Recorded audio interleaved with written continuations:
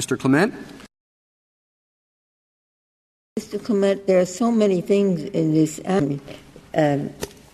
that are unquestionably okay. I think you would concede that reauthorizing, the Indian Health Care Improvement Act, changes to the black lung benefits, why make Congress redo those? I mean, it's a question of whether we say everything you did is no good, now start from scratch, or to say, yeah, there are many things in here that have nothing to do, frankly, with the affordable health care, and there are some that we think it's better to let Congress to decide whether it wants them in or out. So why shouldn't we say it's a choice between a wrecking operation, which is what you are requesting, or a salvage job, and the more conservative approach would be salvage rather than throwing out everything? Well, Justice Ginsburg, two kinds of responses to that. One, I do think there are some provisions that I would identify as being at the periphery of this statute, and I'll admit that the case for severing those is perhaps the strongest. But I do think it's fundamentally different, because if we were in here arguing that some provision on the periphery of the statute, like the Biosimilars Act or some of the provisions that you've mentioned, was unconstitutional, I think you'd strike it down and you wouldn't even think hard about severability. What makes this different is that the provisions that have constitutional difficulties or are tied at the hip to those provisions that have the constitutional difficulty are the very heart of this Act. And then if you look at how they are textually interconnected with the exchanges, which are then connected to the tax credits, which are also connected to the employer mandates, which is also connected to some of the revenue offsets, which is also connected to Medicaid. If you follow that through, what you end up with at the end of that process is just sort of a hollow shell. And at that point, I think there is a strong argument for we can't possibly think that Congress would have passed that hollow shell without the heart of the Act. Well, but it would have passed parts of the hollow shell. And that objective test is what? That is whether the statute can operate in the manner that Congress intended. And no statute can do that, because once we chop off a piece of it, by definition, it's not the statute Congress passed. So it has to be something more than that. At a certain point, I just think that the better answer might be to say we've struck the heart of this Act. Let's just give Congress a clean slate. If it's so easy to have that other big volume get reenacted, they can do it in a couple of days. It won't be a big deal. If it's not, because it's very you can laugh at me if you want, but the point is I rather suspect that it won't be easy, because I rather suspect that if you actually dug into that, there'd be something that was quite controversial in there and couldn't be passed quickly. But that's sort of the whole point. The reality of the passage, this was a piece of legislation which had to be a concerted effort to gather enough votes so that it could be passed. And I suspect with a lot of these miscellaneous provisions that Justice Breyer was talking about, that was the price of a vote. Put in the Indian health care provision and I will vote for the other 2,700 pages. Put in the black lung provision and I'll go along with it. That's why many of these provisions, I think, were put in, not because they were unobjectionable. So presumably what Congress would have done is they wouldn't have been able to cobble together the votes to get it through. Mr. Kneedler? Thank you, Mr. Chief Justice, and may it please the Court. Don't you think it's unrealistic to say, leave it to Congress, as though you're sending it back to Congress for Congress to consider it dispassionately, on balance, should we have this provision or should we not have provision?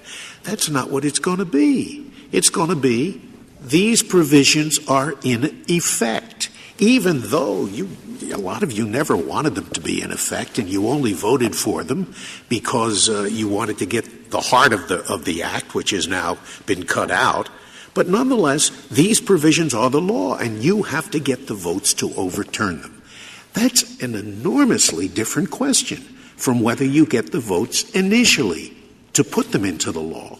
There is no way that this Court's decision is not going to distort the congressional process. Whether we strike it all down or leave some of it in place, the congressional process will never be the same. One way or another, Congress is going to have to reconsider this, and why isn't it better to have them reconsider it what should I say, in toto, rather than having some things already in the law which you have to eliminate before you can move on to consider everything on balance? We think as a matter of judicial restraint, limits on equitable remedial power limit this Court to addressing the provision that has been challenged as unconstitutional and anything else that the plaintiff seeks as relief. But here, when the you only say judicial restraint, when you Justice say Kennedy? judicial restraint, you are echoing the earlier premise that it increases the judicial power if the judiciary strikes down other provisions of the Act. I suggested to you it might be quite the opposite. We would be exercising the judicial power if one act was one provision was stricken and the other remained, to impose a risk on insurance companies that Congress had never intended.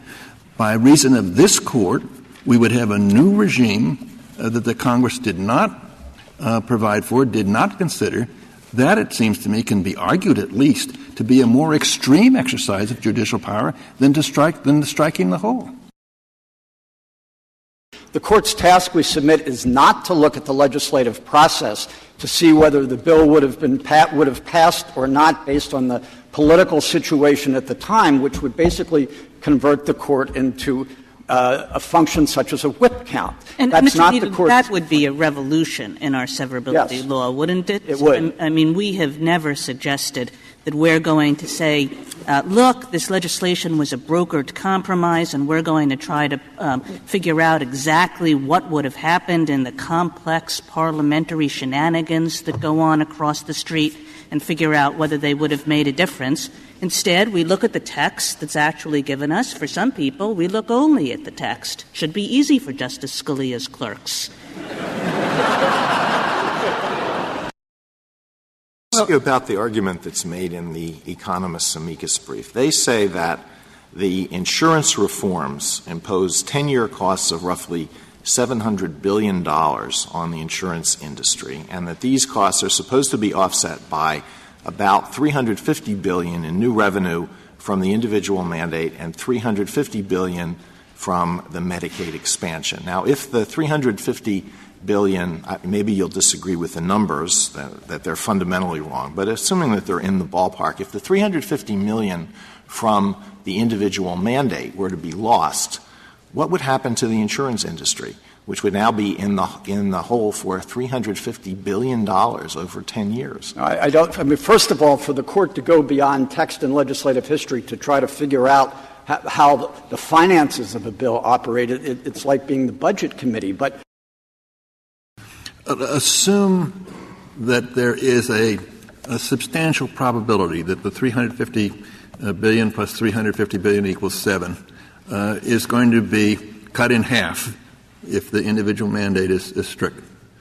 Assume there is a significant possibility of that. Is it within the proper exercise of this Court's function to impose that kind of risk? Can we say that the Congress would have intended that there be that kind of risk? Well, we don't think it's in the Court's place to look at the budgetary implications, and we also. But isn't that the point then? Why we should just assume that it is not severable? No. Mr. Farr? Mr. Chief Justice, and may it please the Court. Let's consider how your approach severing as little as possible, thereby increases the deference that we're showing to Congress. It seems to me it puts Congress in this position. This act is still in full effect. There is going to be this deficit that used to be made up by the mandatory coverage provision. All of that money has to come from somewhere. You can't repeal the rest of the act because you're not going to get 60 votes in the Senate to repeal the rest. It's not a matter of enacting a new act. You've got to get 60 votes to repeal it. So the rest of the act is going to be the law. So you're just put to the choice of, I guess, bankrupting insurance companies and the whole system comes tumbling down, or else enacting a federal subsidy program to the insurance companies, which is what the insurance companies would like, I'm sure.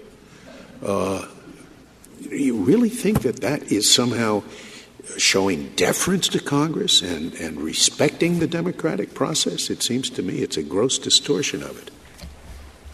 Well, Your Honor, the difficulty is that it seems to me the other possibility is for the court to make choices particularly based on what it expects the difficulties of Congress altering the legislation after a court ruling would be.